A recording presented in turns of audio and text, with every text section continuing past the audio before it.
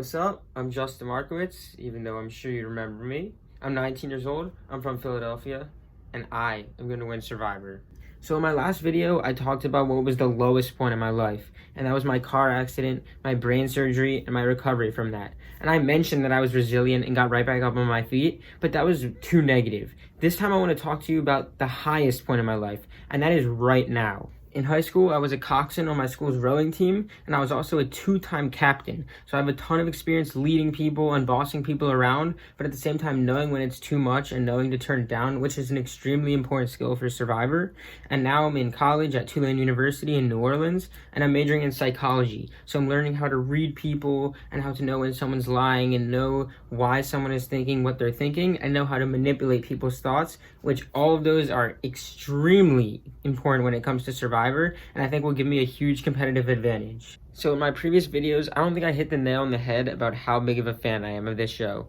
I love this game with all my heart. Survivor is my life. I watch it every single day. I know every single minuscule detail there is to know about this game. Every player, every tribe, what strategies worked, what strategies didn't work. And I'm sure you get millions of these videos every year of superfans saying the same thing.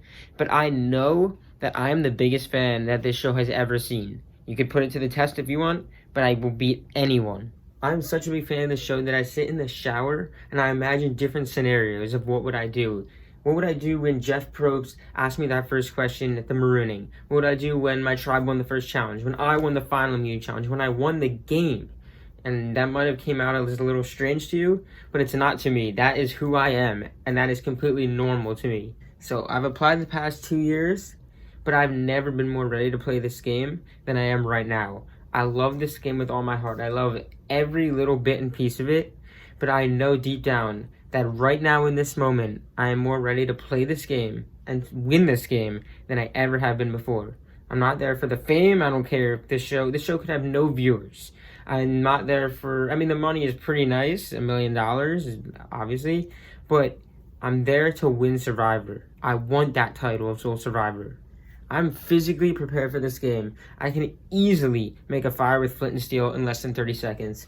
And I can easily go for any period of time without food and sleep. I'm a freaking college student, for God's sake. I do that every single day of my life. And I'm prepared mentally.